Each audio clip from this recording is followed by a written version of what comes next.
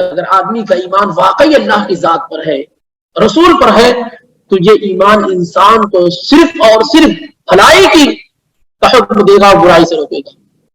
ایمان اگر درست نہ ہوا تب انسان کیا ہے، برائیوں کی طرف لپکتا ہے اور برائیاں کرتا ہے۔ کبھی کبھا پڑھ لیتے آدمی مضبوطی سے قرآن، اپنا اوڑھنا بچھونا بنا لے، قرآن کو قرآن ہی کے مطابق زندگی گزارنے والا۔ نبی علیہ الصلوۃ والسلام نے سنت دی، آدمی سنت کو مضبوطی سے پکڑ لے۔ یہی گفتگو، یہی بات ہے۔ کوئی بھی عمل قرآن و سنت سے ثابت ہے یا نہیں ثابت، یہ مضبوطی سے پکڑنے کا مطلب ہے۔ اور اللہ تعالیٰ جب کوئی چیز دیتا ہے تو اس کو اسی طریقے سے چاہتا ہے۔ نمازیں بھی ہم پڑھتے ہیں لیکن مضبوط نمازیں نہیں ہوتی، کبھی من میں آیا پڑھے، کبھی نہیں پڑھے۔ تو عام طور سے ہمارا اور آپ کا شمار مسلمانوں میں تو ہوتا ہے، لیکن جس طاقت اور قوت سے قرآن و سنت کو پکڑنا چاہیے، جتنی مضبوطی سے پکڑنا چاہیے، وہ کیا ہے، وہ ڈور بلا شبہ ہم سے کیا ہے، ڈھیلی اور کمزور ہے۔ اور چاہیے یہ کہ خذوا ما آتیناکم بقوہ، اللہ جب کوئی چیز دے تو اسے مضبوطی سے آدمی پکڑ لے۔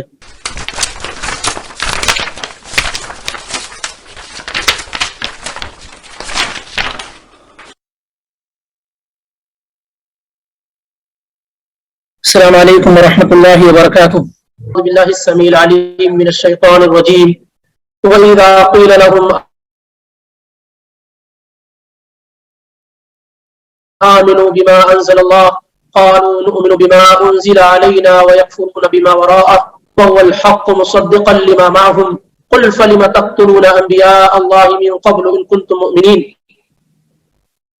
ولقد جاءكم موسى بالبينات ثم اتخذتم العجل من بعده وأنتم ظالمون وإذ أخذنا ميثاقكم ورفعنا فوقكم الطور خذوا ما آتيناكم بقوة واسمعوا قالوا سمعنا وعصينا وأشربوا في قلوبهم العجل بكفرهم قل بئس ما يأمركم به إيمانكم إن كنتم مؤمنين سبحانك لا علم لنا إلا ما علمتنا إنك أنت العليم الحكيم رب اشرح لي صدري ويسر لي أمري واحلل عقدة من لساني يفقهوا قولي رب زدنی علما اللہم رب زدنی علما۔ یہ اللہ رب العالمین کا خاص فضل و کرم، اس کی توفیق کہ ہم اور آپ قرآن پڑھنے، سیکھنے اور سمجھنے کے لیے اکٹھا اور جمع ہوئے ہیں۔ دنیا میں پائی جانے والی مجلسوں میں سب سے بہترین مجلس، سب سے بہترین گیدرنگ وہ ہوتی ہے جو اللہ کے کلام کو سیکھنے کے لیے، سکھانے کے لیے جمع کی جائے۔ اس لیے پوری توجہ کے ساتھ ہمیں اور آپ کو اسے سننے اور سمجھنے کی کوشش کرنی چاہیے۔ اس سے پہلے کی جو آیات ہم اور آپ نے آج ہم نے آیت نمبر 91، 92 اور 93، 91، 92 اور 93 سورہ بقرہ سے سماعت کی ہیں اور سنی ہے۔ اس سے پہلے کی جو آیات گزر چکی ہیں ان میں یہود کا وہ ذکر اور وہ بیان تھا کہ وہ مدینے کے جو مشرکین تھے، اوس اور خزرج، ان سے یہ کہتے تھے کہ ایک نبی کا ظہور ہونے والا ہے، ایک نبی آنے والا ہے، جب وہ نبی آ جائے گا تو ہم اس کے ساتھ مل کر تم پر غلبہ اور فتح اور کامیابی حاصل کر لے جائیں گے۔ اور جب اس رسول کا وجود ہو گیا، وہ نبی اور پیغمبر آ گئے، اور محض اس بنیاد پر کہ اللہ تعالی نے بنی اسحاق سے بنی اسماعیل میں کہ محمد رسول اللہ صلی اللہ علیہ وآلہ وسلم کو پیدا فرمایا، تمام چیزوں کے جاننے کے باوجود نبی علیہ الصلوۃ والسلام کا انکار کر بیٹھے اور آپ کی بات کو ماننے کے لیے تیار نہ ہوئے۔ مزید یہ کہ جب ان سے ایک بات کہی جاتی تھی کہ قرآن پر ایمان لاؤ تو کیا کہتے تھے؟ آج کی تینوں آیات کے اندر اسی کا ذکر ہے۔ پہلے ہم اور آپ اس کا ایک معنی جو خلاصہ ہو سکتا ہے اسے سماعت کر لیں۔ ان تین آیات میں اللہ تعالیٰ نے کیا گفتگو کی ہے؟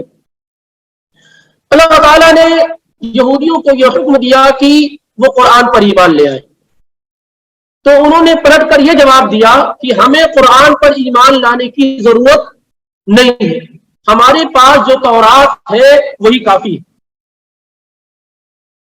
وہی ہمارے لیے کافی ہے۔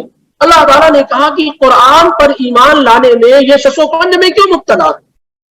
اگر قرآن تورات کے خلاف کوئی کتاب ہوتی تو بات سمجھ میں آتی کہ تورات قرآن ایک نئی کتاب ہے جو ان کی کتاب کے اگینسٹ اور خلاف ہے، تو بات سمجھ میں آتی۔ معاملہ تو یہ ہے کہ قرآن کے نزول سے ان کی کتاب اور زیادہ مستحکم اور مضبوط ہو جاتی ہے، کیونکہ قرآن انہی باتوں کی تصدیق کر رہی ہے جو ان کے پاس تورات کے اندر بیان کیا گیا ہے۔ پھر اللہ تعالیٰ نے کہا کہ آپ پوچھئے تو ان سے صحیح کہ یہ دعویٰ تو یہ کرتے ہیں کہ ہمارا تورات پر ایمان ہے، تو ان انبیاء کو انہوں نے قتل کیوں کیا جو تورات کی طرف دعوت دینے والے تھے؟ یہ کہتے ہیں کہ ہمارا تورات پر ایمان ہے، اور جب موسیٰ علیہ السلام واضح نشانیاں لے کر آئے، کلیئر پروفس لے کر آئے ان کے پاس، تو چند دن موسیٰ علیہ السلام ان سے الگ کیا ہوئے کہ یہ بچڑے کی عبادت اور پوجا انہوں نے کرنا شروع کر دیا۔ اور مزید یہ کہ اللہ تعالیٰ نے ان سے یہ عہد و پیمان لے رکھا تھا کہ یہ جو کچھ تورات میں بیان کیا گیا ہے اس پر ایمان لائیں گے، رسولوں پر ایمان لائیں گے، اللہ پر ایمان لائیں گے، شریعت کے حکام پر ایمان لائیں گے، اس کے خلاف ورزی نہیں کریں گے۔ اور ایسا اس وقت کیا گیا کہ کوہ طور کو ان پر کھڑا کر دیا گیا، گویا کہ ان پر گر جائے گا، اور اس وقت یہ حکم دیا گیا کہ جو کچھ تورات میں ہے اسے مضبوطی سے پکڑ لو۔ تو اس موقع سے انہوں نے کیا کیا؟ ٹھیک ہے کوئی بات نہیں، لیکن بعد میں انہوں نے کیا کہا؟ سمعنا وعصینا، ہم نے سن لیا اور نافرمانی بھی۔ اور بچڑے کی ان کے کفر کی وجہ سے بچڑے کی محبت میں اس قدر یہ گرفتار ہو گئے کہ انہیں احساس بھی نہ رہا کہ اللہ کو چھوڑ کر کے ایک بچڑے کی عبادت یہ کر رہے ہیں، اور دعویٰ یہ ہے کہ وہ ایمان والے ہیں۔ اللہ تعالیٰ کہتا ہے کہ کتنا ہی کیسا ایمان تمہارا ہے جو تمہیں جو ہے بچڑے کی عبادت کو ابھارتا ہے، غلط کام کرنے کو ابھارتا ہے، یہ کس درجے کا ایمان تمہارا ہے؟ یہی چیزیں ان تینوں آیات کے اندر بیان کی ہے۔ اب آئیے ایک ایک کر کے ہم اور آپ اسے سمجھنے کی کوشش کرتے ہیں۔ اللہ تعالیٰ کا ارشاد ہے وَإِذَا قِيلَ لَهُمْ آمِنُوا بِمَا أَنزَلَ اللَّهُ، اور جب ان سے کہا جاتا ہے کہ ایمان لاؤ اس چیز پر جو اللہ نے اتارا ہے، یعنی اس قرآن پر ایمان لاؤ جو اللہ تعالیٰ نے اتارا ہے۔ قَالُوا نُؤْمِنُ بِمَا أُنزِلَ عَلَيْنَا وَيَكْفُرُونَ بِمَا وَرَاءَهُ، تو کہتے ہیں کہ ہم تو صرف اسی بات پر ایمان لائیں گے جو ہم پر اتاری گئی ہے، جو کتاب ہم پر اتاری گئی یعنی تورات، اسی پر ایمان لائیں گے۔ وَيَكْفُرُونَ بِمَا وَرَاءَهُ، اور اس کے علاوہ جو کچھ ہے ہم اس کا انکار کرتے ہیں، یعنی وہ لوگ وَيَكْفُرُونَ بِمَا وَرَاءَهُ، اور تورات کے سوا جو کچھ ہے سب کا وہ انکار کرتے ہیں۔ اصل مسئلہ یہود کا یہی تھا کہ ایسا نہیں کہ قرآن کا انہوں نے انکار کیا، انجیل کا بھی انہوں نے انکار کیا، اور اس کے تورات کے بعد جتنی بھی کتابیں نازل کی گئی ان تمام کتابوں کا یہود انکار ہی کرتے رہے۔ اسی لیے انہوں نے کہا وَيَكْفُرُونَ بِمَا وَرَاءَهُ، اور وہ انکار کرتے ان تمام کتابوں کا جو تورات کے علاوہ ہے، تورات کے سوا ہے۔ وَهُوَ الْحَقُّ مُصَدِّقًا لِمَا مَعَهُمْ، حالانکہ جو قرآن ہے وَهُوَ الْحَقُّ، ہوا کی ضمیر قرآن کی طرف، کہ یہ جو قرآن ہے یہ اللہ کا سچا کلام حق ہے، درست ہے، مصدقا لما معہم، جو ان کی کتاب کی تصدیق کر رہا ہے۔ یہ قرآن ہے جو حق ہے، یہ ان کی کتاب کی کیا ہے؟ تصدیق کرنے والا ہے، اس کے اگینسٹ نہیں ہے، اس کے خلاف نہیں ہے، بلکہ یہ قرآن تو ان تمام چیزوں کی تصدیق کر رہا ہے جو کچھ تمہارے پاس موجود ہے۔ ایسی صورتحال میں تو تمہارے لیے قرآن کا نزول ایک نعمت ہے کہ جو کچھ تمہارے پاس موجود ہے اسی کی تصدیق قرآن بھی کر رہا ہے۔ وَهُوَ الْحَقُّ مُصَدِّقًا لِمَا مَعَهُمْ، اور یہ قرآن ان چیزوں کی تصدیق کر رہا ہے جو ان کے پاس موجود ہے۔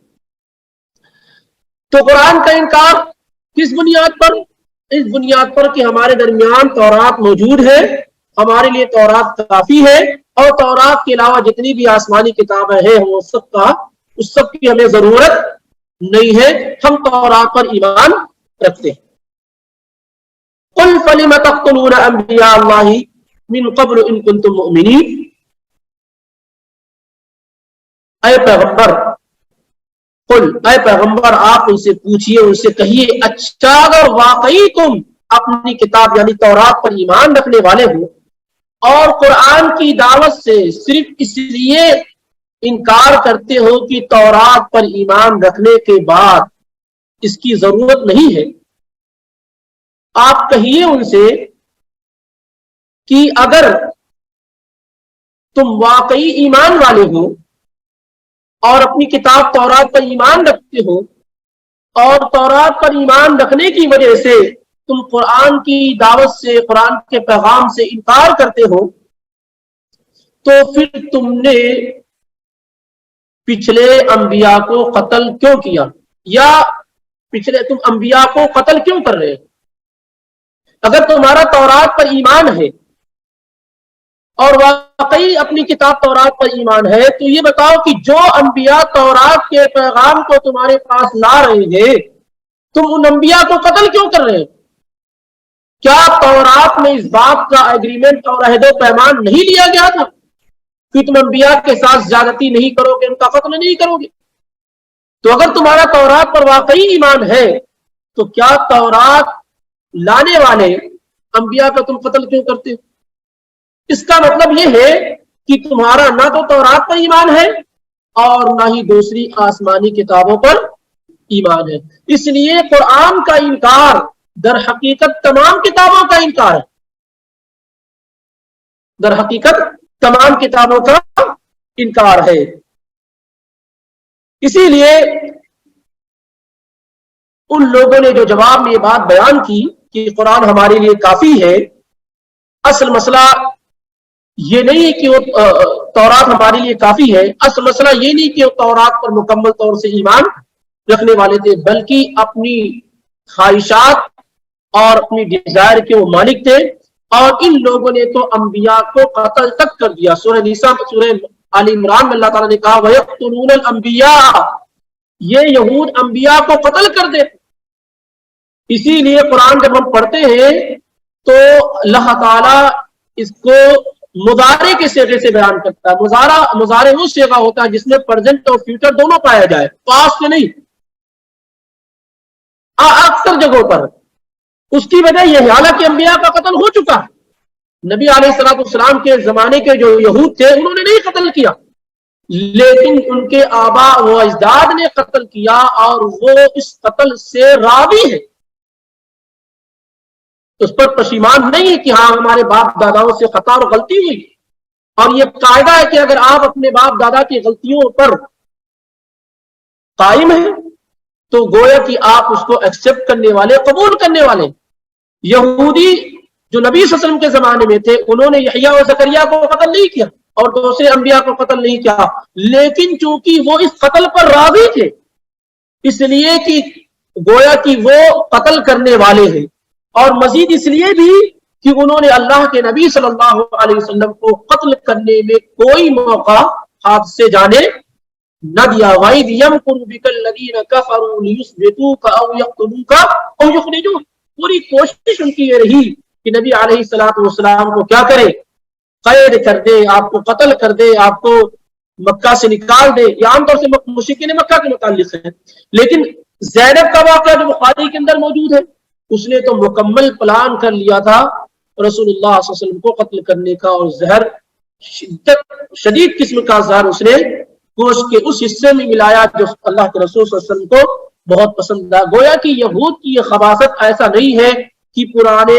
انبیاء تک ختم ہو گئی، بلکہ آخری پیغمبر کو بھی انہوں نے قتل کرنے کا کوئی موقع ضائع اور برباد نہ کیا، جبکہ اسی نبی کی آمد کا وہ انتظار بھی کر رہے تھے، جس نبی کے قتل کی سازشیں کر رہے ہیں اسی نبی کی آمد کا انتظار بھی کر رہے تھے کہ وہ آ جائیں گے تو ان کے ساتھ مل کر ہم مشرکین مکہ سے جنگ اور لڑائی کریں، مشرکین سے جنگ اور لڑائی کریں گے۔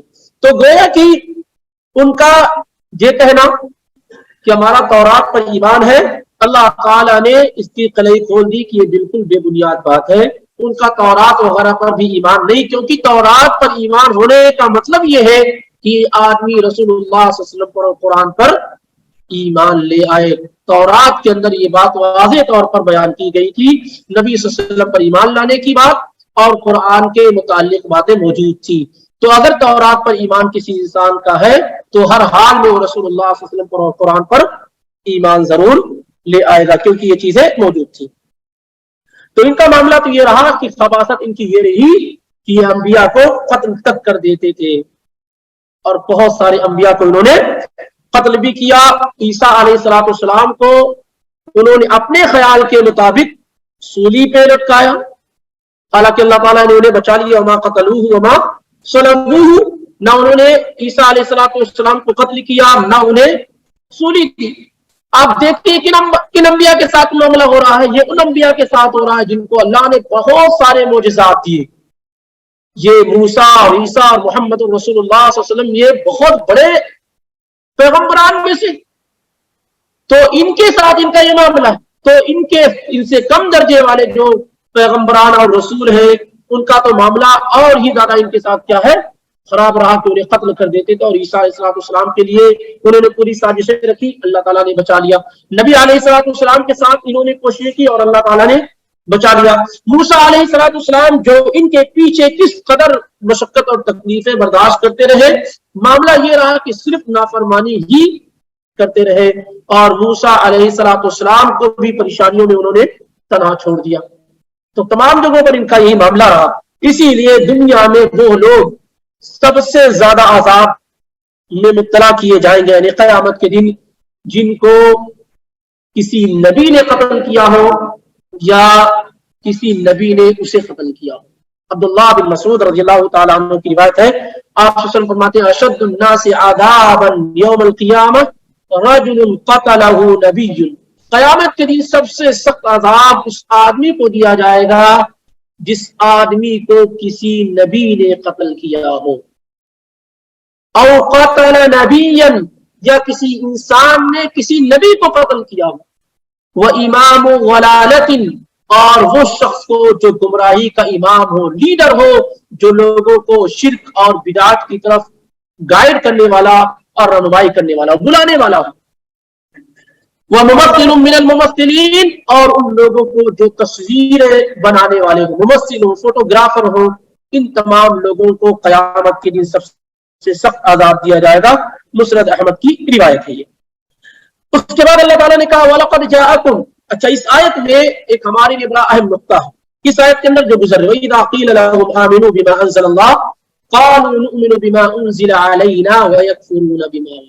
اور کیجئے، امام ابن عثیمین نے بڑی عمدہ بات ذکر کی ہے کہ جب ان سے کہا جاتا ہے کہ اس بات کی پیروی کرو، ایمان لاؤ جو اللہ نے نازل کی ہے، تو کہتے ہیں جو ہمارے پاس ہے ہم اسی پر ایمان لاتے ہیں، اور اس کے علاوہ تمام چیزوں کا انکار کرتے ہیں. نقطہ کیا ہے کہ جو شخص حق کی طرف بلایا جائے، قرآن و سنت کی طرف اسے بلایا جائے، اور کہے کہ ہمارے مذہب میں یہ ہے، ہمارے مسلک میں یہ ہے، ہم جس گروہ سے تعلق رکھنے والے ہیں اس میں اس طریقے سے ہے، اور میں اپنے مسلک سے نہیں نکل سکتا ہوں، فَفِيهِ شَبَهٌ مِّنَ الْيَهُودِ، تو ایسے مسلمان یہودیوں کے مشابہ ہے.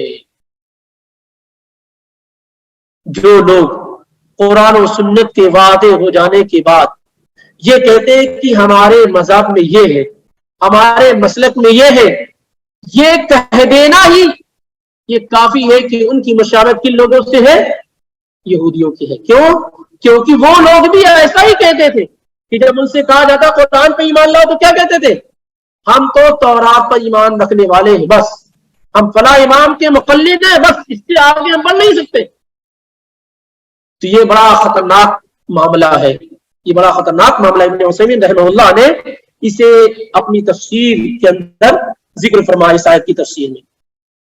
اس کے بعد اللہ تعالیٰ کہتا ہے وَلَقَدْ جَاءَكُم مُوسَىٰ بِالْبَيِّنَاتِ ثُمَّ اتَّخَذْتُمُ الْعِجْلَ مِن بَعْدِهِ وَأَنتُمْ ظَالِمُونَ.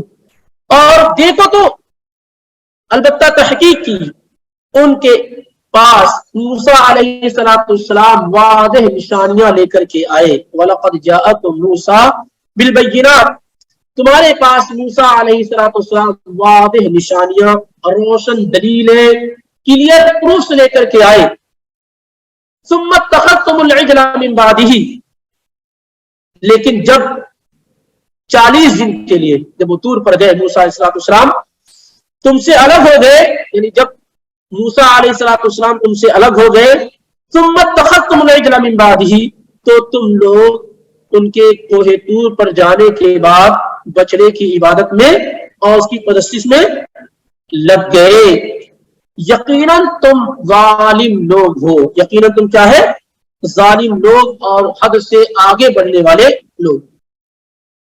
جب اللہ تعالیٰ نے اس سے پہلے کی آیت میں یہودیوں کے جھوٹے دعوے کی کلیئی کھولی، ان کا جو دعویٰ ہے تورات پر ایمان لانے کا وہ جھوٹا ہے، اور یہ کہنا ان کا کہ ہمارے لیے تورات پر ایمان لانا کافی ہے، ہم قرآن کا انکار کریں گے، تو اللہ تعالیٰ نے کہا کہ دیکھو تو ان کو، یہ کہتے ہیں کہ ہمارے لیے تورات پر ایمان کافی، اور معاملہ یہ ہے کہ جو صاحب تورات ہے، جو موسیٰ علیہ السلام ہے، ان کے ساتھ ان کا یہ معاملہ ہے۔ کیا تورات میں بچڑے کی عبادت کا حکم دیا گیا؟ اتنی ساری نشانیاں موسیٰ علیہ السلام لے کر کے آئے، تمہیں فرعون کے ظلم و ستم سے نجات دی، راستے میں کس طرح کے مسائل پیدا ہوئے، منت سلوہ نازل ہوا، اور اللہ تعالیٰ نے بادل کو تمہارے لیے سائبان بنا دیا۔ ان تمام چیزوں کے دیکھنے کے بعد صرف 40 دن کے لیے موسیٰ علیہ السلام تمہارے پاس سے گئے کیا کہ تم بچڑے کی عبادت کیوں کر آئے، اور کہتے ہو کہ تورات پر ہمارا ایمان اور یقین ہے؟ تمہیں نہیں معلوم کہ اللہ تعالیٰ نے قرآن میں یہ ساری تمہاری پول کھول رکھی کہ تم کیا کرتے آئے ہو؟ تمہیں نہیں معلوم ہے کہ اللہ تعالیٰ نے قرآن میں بیان کر دیا، اور تم ہم سے یہ بات بیان کرو گے کہ نہیں ہمارا تورات پر ایمان ہے تو ہم مان لیں گے؟ جب قرآن اللہ کی کتاب ہے، تورات اللہ کی کتاب ہے، اور دونوں ایک دوسرے کی تصدیق کرنے والے ہیں، تو تم جو بات بیان کرتے ہو کہ ہمارا ایمان ہے تورات پر، اور تم سمجھتے ہو کہ تم لوگوں نے جو موسیٰ علیہ السلام اور دیگر انبیاء کے ساتھ کیا ہے قرآن اسے بیان نہیں کرے گا؟ ہم نہیں جانیں گے تم کیا کرتے آئے ہو۔ اسی لیے اللہ تعالیٰ نے یہاں بیان کیا کہ وَلَقَدْ جَاءَكُم مُوسَىٰ بِالْبَيِّنَاتِ، کہ موسیٰ علیہ السلام تمہارے پاس واضح نشانیاں لے کر کے آئے، اور ایک جگہ اللہ تعالیٰ نے کہا وَلَقَدْ آتَيْنَا مُوسَىٰ 9 آیَاتٍ بَيِّنَاتٍ، ہم نے موسیٰ علیہ السلام کو 9 بڑی بڑی نشانیاں دی، اور اس کا یہ مطلب نہیں کہ صرف 9 نشانیاں دی گئی، اس کے علاوہ بہت سارے معجزے اور نشانیاں جو ہے موسیٰ علیہ السلام کو دی گئی تھی، لیکن 9 بہت بڑی بڑی نشانیاں تھیں جن کو لے کر کے موسیٰ علیہ السلام فرعون کے پاس گئے تھے، لیکن اس کے بعد فرعون کے پاس سے فرعون جب غرقاب ہو گیا، ڈبا دیا اللہ تعالیٰ نے اسے، اس کے بعد بھی کئی نشانیاں، منت سلوہ، اور آسمان کو جو ہے بادل کو ان کے لیے سائبان بنا دینا، اور اسی طریقے سے پتھروں پہ مار کر کے 12 چشمے نکال دینا، یہ سب اس کے علاوہ ہے، 9 کے علاوہ۔ تو بہت ساری نشانیاں اللہ رب العالمین نے موسیٰ علیہ السلام کو دی، لیکن جو وہ فرعون کے پاس لے گئے ان میں سے وہ 9 نشانیاں تھی۔ فَأَرْسَلْنَا عَلَيْهِمُ الطُّوفَانَ وَالْجَرَادَ وَالْقُمَّلَ وَالضَّفَادِعَ وَالدَّمَ آیات مفصلات، کہ اللہ تعالیٰ نے ان کے اوپر طوفان بھیجا، سب ہوائیں بھیجی، پورے تباہ و برباد اس طریقے سے ہو جائے۔ انہوں نے کہا اللہ تعالیٰ سے، موسیٰ علیہ السلام سے کہ دعا کر دیجیے اب ہم سدھر جائیں گے، وہ معاملہ ٹلا۔ پھر دوسری شرارت پر کیا ہے ابھر آئے، تو جراد، ٹڈی جانتے ہیں ٹڈی، ٹڈی کو اللہ تعالیٰ نے ان کے اوپر بھیج دیا، اب وہ پورے کھیت کھلیان وغیرہ تمام چیزوں کو کیا ہے ختم کر ڈالی، چاٹ ڈالی۔ والقمل، قمل اصل میں کہتے ہیں جو جانتے جو بال میں ہوتے ہیں، اور ختمل وغیرہ اس طریقے سے جو کیڑے ہوتے ہیں چھوٹے چھوٹے، ان پر سب کو قمل کہا جاتا ہے۔ یہ کیڑے بھیجے گئے جن سے ان کے اناج اور گلے وغیرہ سب کے سب کیا ہے تباہ و برباد ہو گئے۔ اور اسی طریقے سے میڈک آئے، کھانا کھانے کے لیے بیٹھتے تو میڈک، کھانے میں میڈک، جگہ جگہ میڈک۔ فارسلنا علیہم الطوفان والجراد والقمل والضفادع والدم آیات مفصلات، میڈک آئے ان کے پاس، صرف میڈک ہی میڈک جانا پڑا، پوری زندگی تباہ ہو گئی ان کی۔ پھر کہا موسیٰ علیہ السلام سے دعا کر دیجیے، پھر بھی نہیں سدھرے۔ والدم، پھر خون، کھانا رکھتے خون ہو جاتا، کھانا کھانے کے لیے بیٹھتے خون ہو جاتا۔ اتنی بڑی بڑی نشانی، یہ کس سے کہانیاں نہیں، یہ قرآن بیان کرتا ہے سورہ اعراف کے اندر کہ ایسی ایسی نشانیاں ان لوگوں نے دیکھی تھی، بنی اسرائیل نے دیکھی تھی، فرعون نے دیکھا۔ اتنی بڑی بڑی نشانیوں کو دیکھ کر کے موسیٰ علیہ السلام کو اللہ تعالیٰ نے بھیجا، اور اس کے بعد بھی 40 دن کے لیے گئے تو یہ بچڑے کی عبادت کرنے پہ لگ گئے۔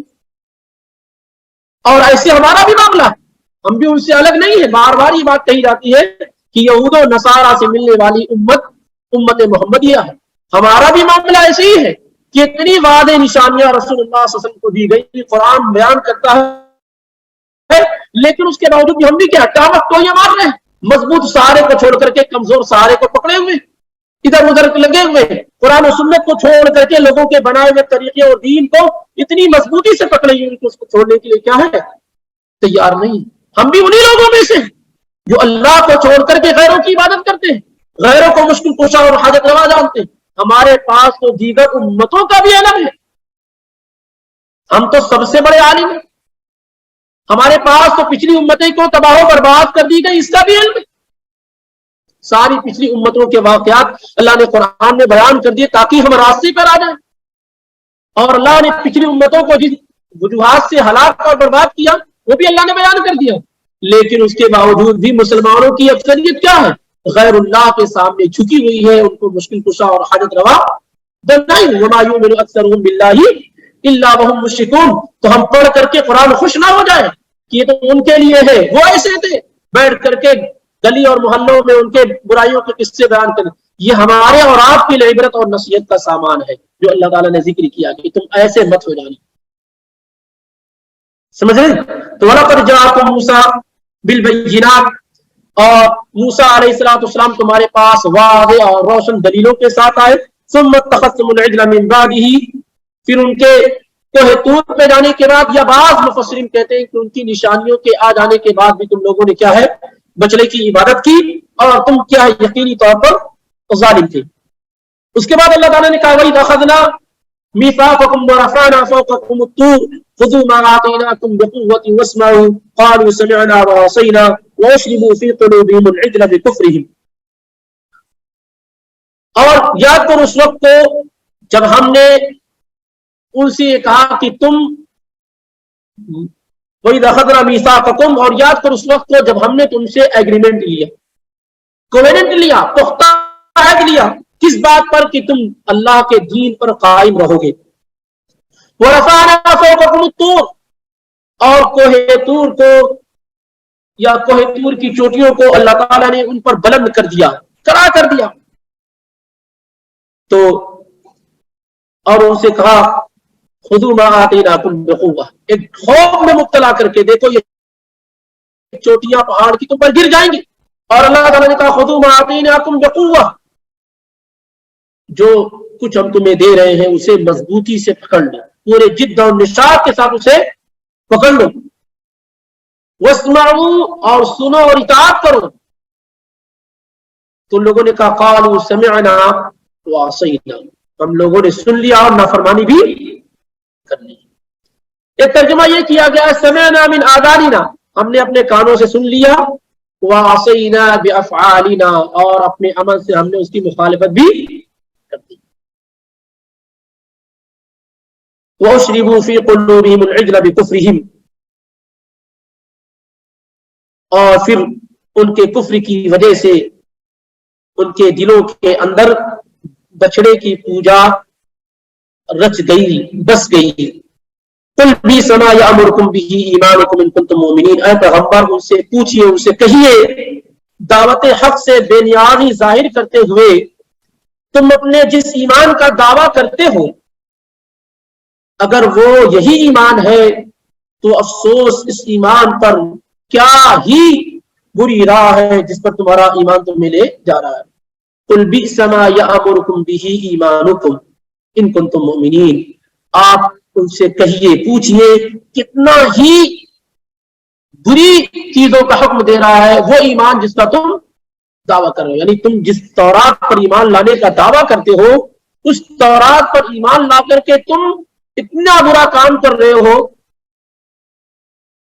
یہ کون سا ایمان تمہارے پاس کیا ہے موجود ہے؟ یہاں پر کئی چیزیں ہمارے لیے غور و فکر کی ہے. ایک تو یہ کہ اللہ تعالیٰ نے عہد و پیمان تمام پچھلی امتوں سے بھی لیا اور ہم سے اور آپ سے بھی لیا گیا ہے. عہد و پیمان ہم نے بھی اللہ رب العالمین سے کیا ہے؟ جب آدمی کلمہ پڑھ لیتا لا الہ الا اللہ محمد الرسول اللہ، تو کیا ہے؟ وہ اللہ اور اس کے رسول سے ایگریمنٹ سائن کر لیتا ہے ایک توقیع کر لیتا کس بات پر کہ عبادت اللہ کے علاوہ کسی اور کی نہیں اور طریقہ رسول اللہ صلی اللہ علیہ وسلم کے علاوہ کسی اور کا نہیں، سرنڈر کر دیتا ہے کہ اطاعت و فرمانبرداری صرف اللہ اور اس کے رسول کی. یہ مطلب ہوتا لا الہ الا اللہ محمد رسول اللہ کہنے کا. اسی لیے آدمی کیا ہے اسلام میں داخل ہو جاتا ہے، مسلم ہو جاتا ہے، فرمانبردار ہو جاتا ہے. تو یہ باتیں اللہ تعالیٰ نے یہود سے بھی کی اور کہا کہ یہ کتاب جو دی جا رہی ہے تمہیں تورات، اسے مضبوطی سے پکڑو اور اس کے مطابق کیا ہے عمل کرو.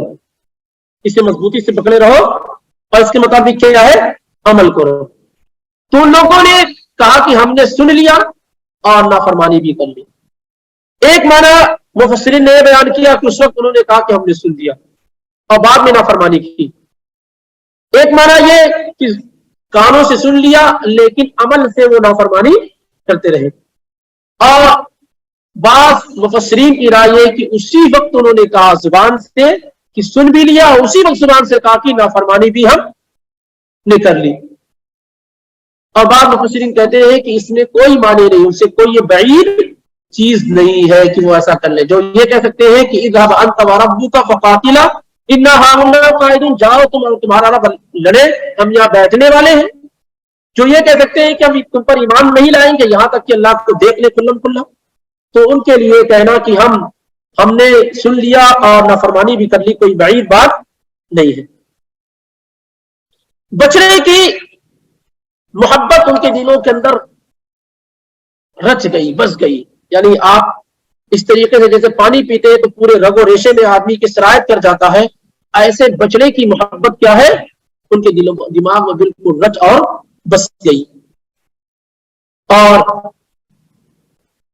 عام طور سے محبت جو ہوتی ہے انسان کو وہ اندھا اور بہرا بنا دی. حبک